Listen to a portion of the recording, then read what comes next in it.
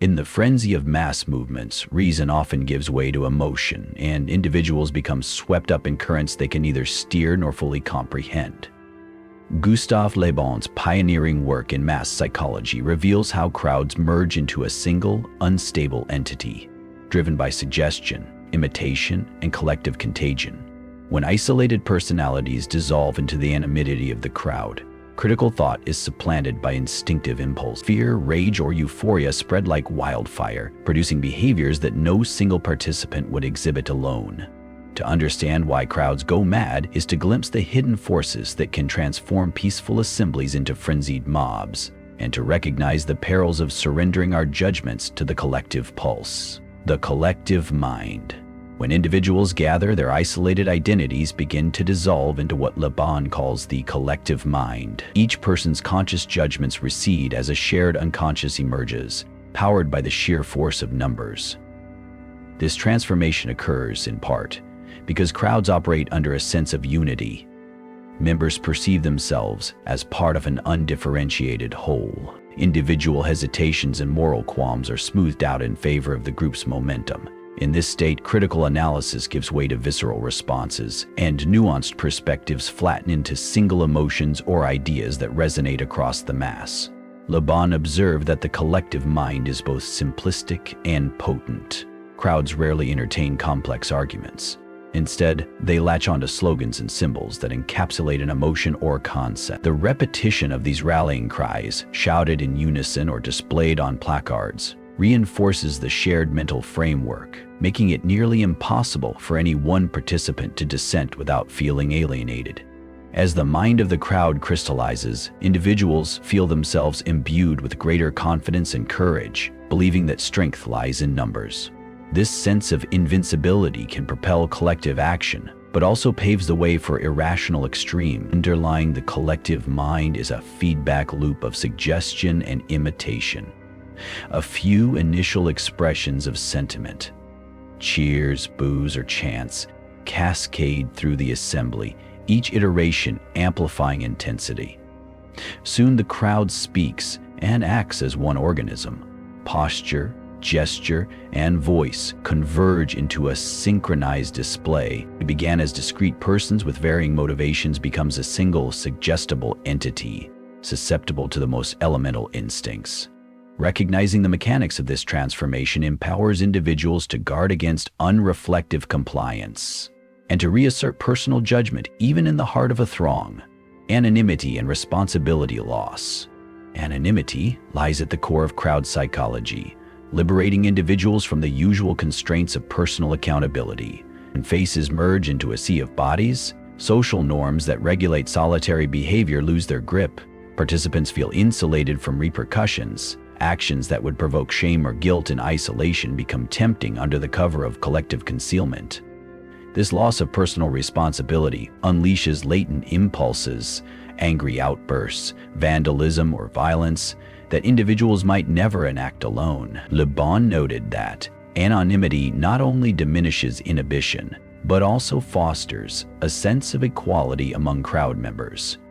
Hierarchical distinctions blur. A corporate executive stands shoulder to shoulder with an unemployed youth, both emboldened by the group's uniform facade. This leveling effect contributes to solidarity, yet it also removes the moral checks that social roles ordinarily impose. When everyone participates equally in acts of defiance, the threshold for extreme behavior lowers, and the crowd's collective moral compass spins unchecked. Compounding this effect is diffusion of responsibility. In a crowd, each person assumes someone else will bear the burden. Feelings of guilt dilute across the assembly, eroding the internal brakes that uphold individual ethics. Psychological studies confirm that people in groups are more likely to engage in risk-taking or rule-breaking precisely because they expect shared blame. This dynamic explains why peaceful demonstrations can suddenly escalate into property damage or clashes with authorities. The anonymity and diffusion of responsibility create a potent cocktail of disinhibition. To counteract these dangers, organizers of public gatherings often implement measures that reintroduce visibility and accountability. Name tags, structured leadership, volunteer marshals. By ensuring that faces and names remain visible, These practices remind participants that they cannot hide in the crowd indefinitely. Restoring a sense of personal accountability, even in mass contexts, helps temper the extremes of anonymity-driven behavior. Emotional contagion: crowds act as emotional amplifiers, where one person's feelings quickly cascade across the assembly. This phenomenon, emotional contagion, relies on instinctive mimicry. Individuals subconsciously mirror the expressions, postures, and vocal tones of those around them. A single shout of outrage can spark a wave of anger. A spontaneous cheer can ignite collective elation. In the absence of rational deliberation, these shared emotions become the primary drivers of crowd behavior, propelling the mass toward actions fueled more by passion than by reason.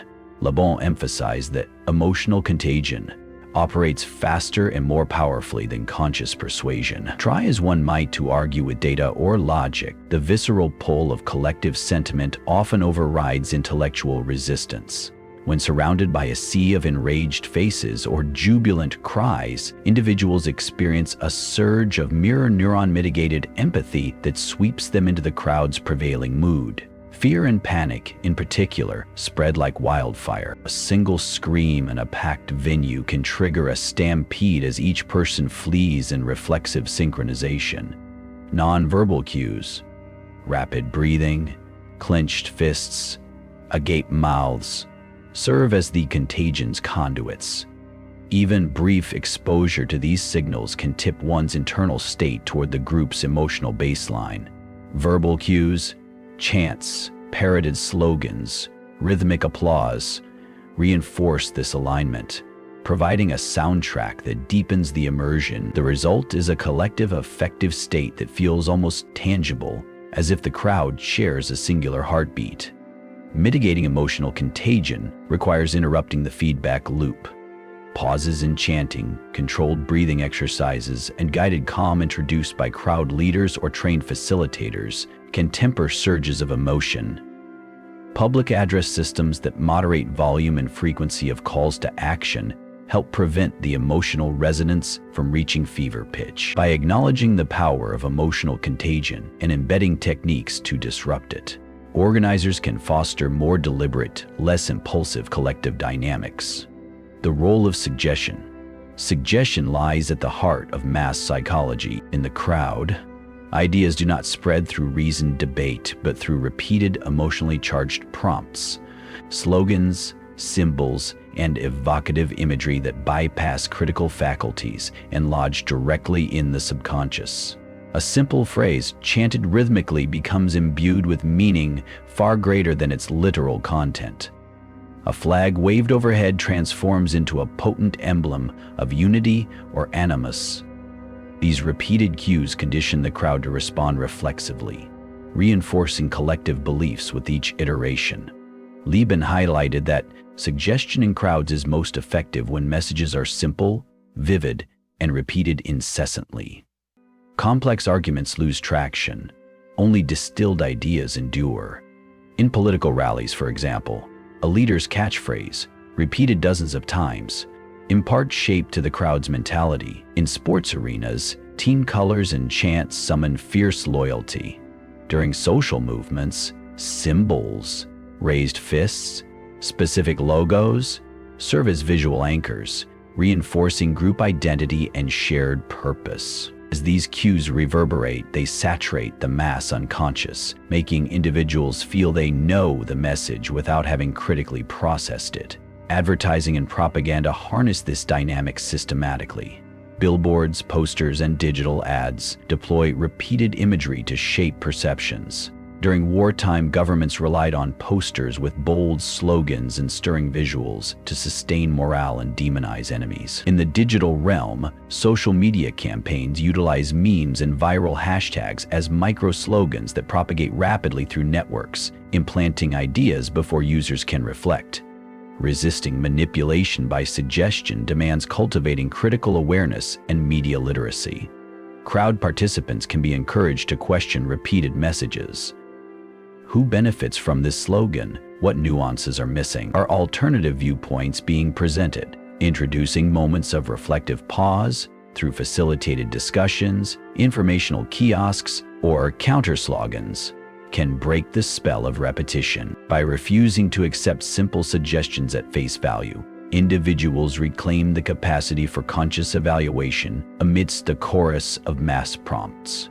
Imitation and reinforcement.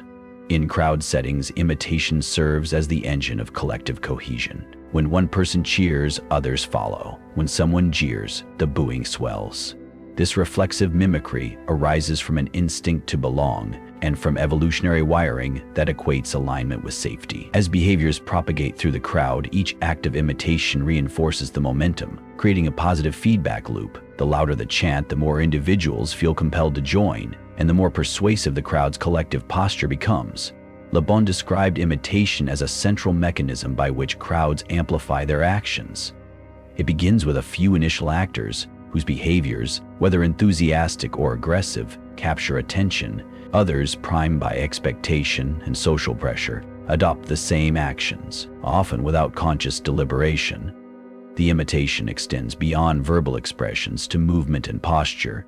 If a segment of the crowd surges forward, the adjacent individuals reflexively step in, resulting in waves of motion that can threaten safety in dense gatherings. Reinforcement bolsters this process. Positive feedback, applause, cheers, mutual eye contact confirms that the behavior is welcome, prompting further enactment. Negative feedback, laughs at outsiders, scorn for dissenters, signals that deviation risks social exclusion.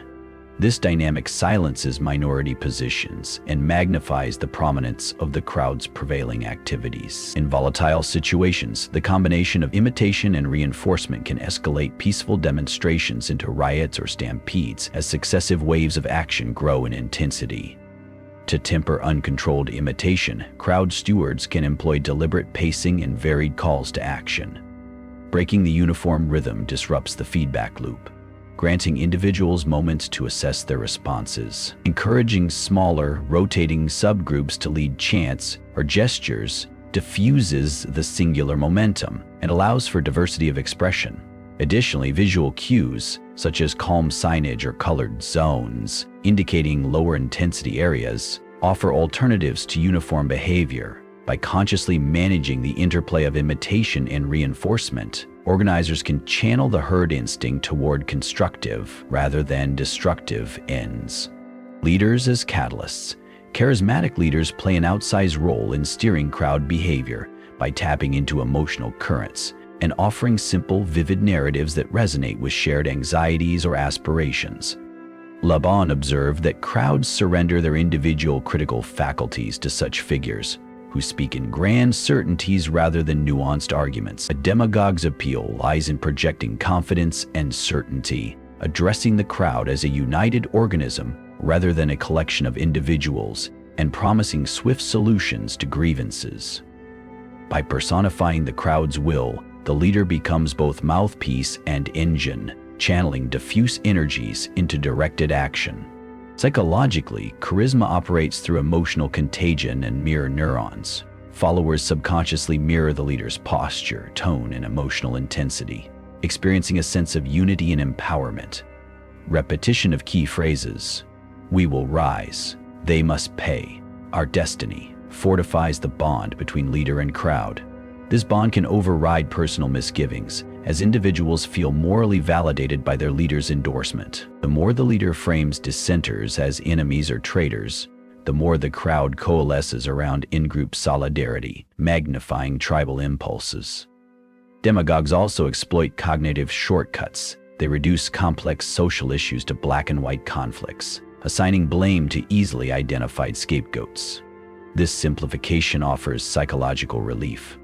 The world feels decisive and under control. By alternating praise to rally unity with fear to stoke urgency, leaders maintain high emotional arousal, keeping the crowd in a state of suggestible fervor. Yet the catalyst role is two-edged. Charismatic rhetoric can mobilize collective goodwill, galvanizing aid efforts after disasters or inspiring social reforms. But it can equally ignite violence and intolerance. Awareness of these dynamics empowers individuals to evaluate leaders critically, assessing the substance behind the spectacle, seeking evidence rather than slogans, and recognizing when emotional appeals supplant reasoned judgment. Civil society institutions, free press, public education, independent judiciary serve as counterweights, fostering critical discourse that dilutes charismatic absolutism and preserves democratic deliberation. Collective intelligence versus collective irrationality groups possess a dual nature. Under the right conditions, they can pool diverse expertise to solve complex problems. Under others, they succumb to collective irrationality, abandoning analysis in favor of emotional consensus. The key determinant is the crowd's emotional climate. Calm deliberation allows for distributed cognition. Individuals share information, critique ideas, and synthesize solutions. This collective intelligence emerges in well-structured teams with clear roles, open communication, and norms encouraging dissent. However, in emotionally charged crowds, political rallies, crisis situations, or online flame wars, the drive for unanimity overrides critical inquiry. Emotional arousal narrows attention, prioritizing threat responses over reflective thought. Simplified messaging, repeated slogans, and binary frames reinforce group identity but erode cognitive complexity. Dissenting voices are shouted down or stigmatized, and the group's shared mental model ossifies into dogma. Without mechanisms for critical feedback, devil's advocates, transparent data sharing, or facilitative moderation, collective rationality gives way to herd-like extremes. Le Bon's analysis anticipated modern phenomena like groupthink, where cohesive teams make flawed decisions because members avoid raising objections. In mass settings, the risk is amplified. Anonymity reduces accountability, and individuals defer to perceived majority views. Digital platforms exacerbate this by displaying metrics, likes, shares, upvotes, that signal popularity rather than validity. As a result, viral falsehoods or panic can spread faster than corrective facts. Mitigating collective irrationality requires institutional safeguards. Structured decision-making processes, such as nominal group techniques or Delphi methods, can scaffold analytic rigor. Encouraging role diversity, where some members assume the explicit task of critique, preserves a balance between unity and skepticism. In public discourse, algorithms can be tuned to promote content diversity rather than reinforcement of trending topics. Training in emotional regulation and critical thinking equips individuals to recognize when their cognitive faculties are hijacked by group dynamics. By fostering environments where collective intelligence is nurtured and irrational contagion checked, societies harness the power of many without succumbing to the madness of the crowd. Ritual and symbolic triggers. Symbols and rituals act as accelerants in crowd dynamics, providing shared reference points that trigger synchronized emotional and physical responses. A raised flag, a repeated chant, or a distinctive uniform instantly conveys membership and purpose, reducing individual ambiguity. These symbolic triggers bypass rational deliberation by activating deep-seated associations, tribal belonging, historical grievances, or aspirational ideals. In Le Bon's view, such rituals transform disparate individuals into a unified organism, as synchronized actions cement a sense of collective identity. Chants, for example, operate through rhythmic vocalization that entrains breathing and heart rates, inducing a mild trance state. As participants repeat simple phrases, "No justice, no peace," "Freedom now," or sports team battle cries, they align their emotions and physiology.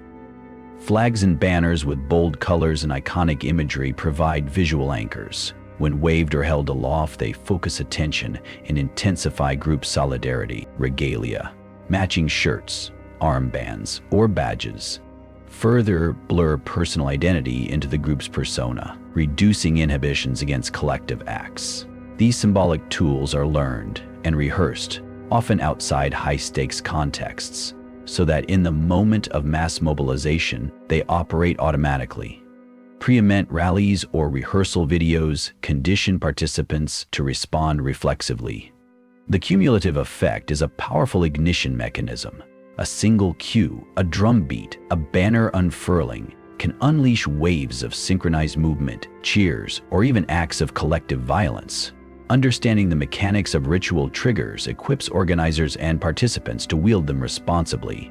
Peaceful movements can use symbols to foster unity and sustain morale, while avoiding incendiary imagery that provokes aggression. Crowd managers can intersperse calming symbols, white flags, open palms, inclusive slogans, to de-escalate tensions. Public order authorities can recognize the early appearance of symbolic cues that signal shifts into high arousal states and intervene with measured communication. In this way, the potent power of ritual and symbolism can be harnessed for cohesive solidarity rather than destructive mob behavior. Crowd memory and myth collective events often crystallize into enduring myths that inform group identity and future action. According to Le Bon, a crowd experience is emotionally charged and thus imprints more deeply on participants' memories. Over time, retellings of the event through oral histories, commemorations, or media portrayals amplify select elements, simplify complexities, and sacralize heroes and martyrs. This process shapes a crowd memory that becomes the bedrock of group myth, providing a shared narrative that mobilizes adherents long after the original event fades. These myths serve multiple functions. They legitimize the group's cause by casting past struggles as righteous and inevitable, forging a moral continuity between ancestors and present actors. They transmit values, courage, sacrifice, loyalty become exemplars drawn from the mythic past. They also create anticipatory scripts. Future mobilizations replicate rituals, slogans, and symbols from the founding myth, reinforcing cohesion and collective purpose. Crowd memory and myth operate through selective amplification. Uncomfortable ambiguities, acts of violence, internal dissent, strategic errors, are downplayed or excised, while triumphant moments and dramatic confrontations are magnified. Visual media, photographs, films, commemorative art freeze these moments into iconic images. Annual anniversaries, public holidays, or monuments enshrine the myth in civic life, renewing emotional bonds and recruiting new members. While potent for solidarity, myth-making carries risks of dogmatism. When narratives ossify, they resist critical reflection, labeling any challenge as betrayal. Historical inaccuracies can fuel resentment against perceived enemies, perpetuating cycles of conflict. Moreover, foundational myths can distance the group from changing realities, making adaptive responses difficult. To navigate these dynamics, groups can adopt reflexive myth practices, periodically revisiting and critically reassessing their foundational narratives, incorporating multiple perspectives, and acknowledging past complexities as sources of learning. Educational programs can juxtapose official myths with scholarly histories, fostering nuanced understanding. Ritual commemorations can balance celebration with reflection on lessons learned. By treating crowd memory as living tradition rather than fixed dogma, movements can preserve identity while remaining open to evolution and ethical growth. Safeguarding the individual in the maelstrom of mass psychology, individuals risk losing their moral agency to crowd impulses. Safeguarding personal judgment requires proactive practices that anchor one's sense of self, even amid collective fervor. First, cultivating self-awareness through mindfulness and reflective habits helps individuals recognize when they are slipping into automatic conformity. Techniques such as pausing before acting, taking a breath, mentally noting this is a crowd response, create a gap where critical evaluation can reassert itself. Second, fostering diverse social networks beyond the primary crowd context provides alternative perspectives. Engaging with friends or communities holding different viewpoints exposes one to counter-arguments and reduces the tendency toward echo chambers. Deliberate dialogues, where participants agree to listen without interruption, strengthen the capacity to entertain dissenting ideas without immediate rejection. Third, developing a personal moral compass, articulated through written value statements, ethical decision-making frameworks, or mentorship relationships, serves as an internal guide. When facing crowd pressures, individuals can refer to their articulated principles. Does this action align with my core values? What would I advise a friend in this situation? Fourth, embracing roles that reinforce accountability can counteract anonymity effects. volunteering for visible functions, marshalling a demonstration, serving as a designated communicator, anchors one's identity and responsibility. Publicly declaring one's stance, whether through visible symbols or spoken commitment, makes deviation from one's principles more psychologically costly than conformity. Finally, institutional supports, such as crowd marshals trained in de-escalation, on-site ethics observers, or accessible reporting channels for misconduct, provide structural backstops for individual agency. Event organizers can integrate these roles into crowd management plans, ensuring that participants have visible allies for ethical behavior.